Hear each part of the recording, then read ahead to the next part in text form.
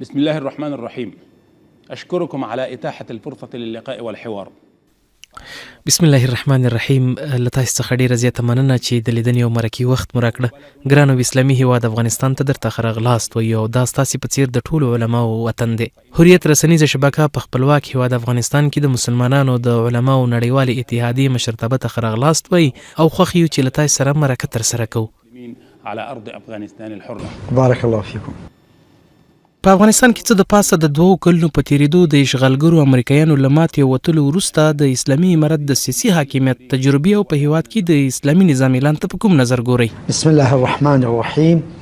الحمد لله والصلاة والسلام على رسول الله وعلى آله وصحبه ومن تبع هداه.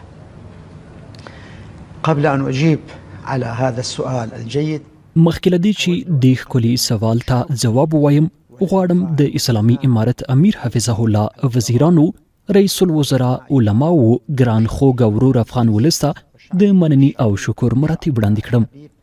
زه له دوی ټولو څخه د ځان، د علماو وفد او په ټوله کې د علماو د نړیوال اتحاد په استازولۍ مننه کوم. الوفد بل باسم الاتحاد العالمي لعلماء المسلمين.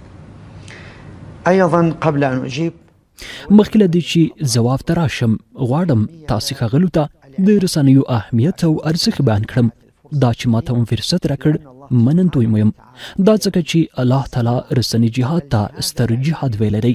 دا چې په افغانستان کې زموږ وروڼه پرته له شکه د فی سبیل الله جهاد په لړ کې په جګړه او نورو برخو کې بریالي شول، نو اوس اړینه دا ده چې په رسنی جهاد کې هم انشاءالله بریالي شي. الله سبحانه وتعالی د رسنیو او اعلام د اهمیت په اړه داسې فرمایي: وجاهدهم به جهادا كبيرا. دا آیت شریف مکه مکرمه کې نازل شوی او موخه ترې رسنیز جهاد او د الله تعالی لوري ته دعوت، د شبهاتو له منځه وړل او د دین د ارزښتونو، مبادیو او اساساتو او خیر ستنه ده، کوم چې د امت ته ورکړل شوي دي چې د افغانستان مسلمان او ورور ولس یې ښه بېلګه ده.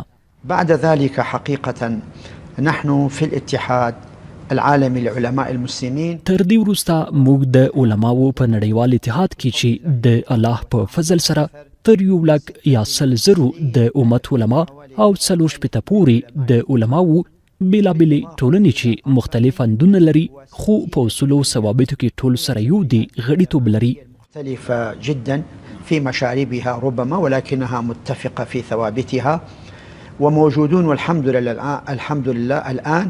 او الحمدلله اوس مهال په 92 هیوادونو کې حضور لرو.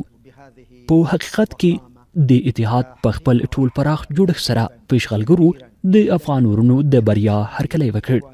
دا یوه عادي خبره نه ده، ځکه د اشغالګرو له منځه وړل یوه شرعي فریضه ده او زموږ ورونو دا فریضه ادا کړه. الله جل جلاله دې ورته خیر ورکړي. بأداء هذه الفريضة وجزاهم الله خيرا. كل علماء المسلمين رحبوا. پرته له شکه ټولو مسلمان علماو د دې بریا او کامیابی هرکلی وکړ، بلکې ډیری الله تعالی ته د شکر سجدې وکړي او د شکر لمنځونه یادا کړل، ځکه دا یو ستر نعمت دی. په حقیقت کې توقع نه کېده، حتی زموږ مشرانو هم توقع نه کوله چې دومره ژر به دا بریا راشي. دوی دا توقع لرله، بلکې یقین یې و چې نصرت راتلونکی دی، خو الله تعالی دا بریا رامخته کړه چې دا د الله جل جلاله لخوا زموږ مجاهدین ورونو باندې یوه لویه پیرزوینه او یو لوی کرامت دی. د دې مینې تر شا سبب 2 خبرې دي. لومړی دا چې د اشغالګرو له منځه وړل، لکه څنګه مې چې وویل، په اشغالګرو برای که هر څوک وي، که هغه امریکایان وو یا روسان یا انګریزان، په دوی برلاسي کېدل او له اسلامي هیواد څخه یې شړل یوه شرعي فریضه ده. أداء هذه الفرض. الأمر الثاني إقامة نظام إسلامي ودولة إسلامية. دویم دا چې د اسلامي نظام او دولت قیام او رامنځته کول او د شریعت ته پاملرنه او التزام او په هغې منګولې لګول چې دا هم په حقیقت کې یو ستر نعمت دی چې موږ علما او ټول مسلمانان باید د الله جل جلاله شکر پرې ادا کړو. له شک پرته چې دا زموږ د ټولو ګډ مسؤلیت دی چې د الله تعالی په مرسته شریعت په داسې توګه تطبیق کړو چې افغانستان په ټولو اړخونو کې د نورو لپاره الګو او یوه بیلګه وګرځي. وإخراجها المخرج الذي يجعل أفغانستان بإذن الله تعالى قدوة في كل المجالات لغير أفغانستان. بارك الله فيكم.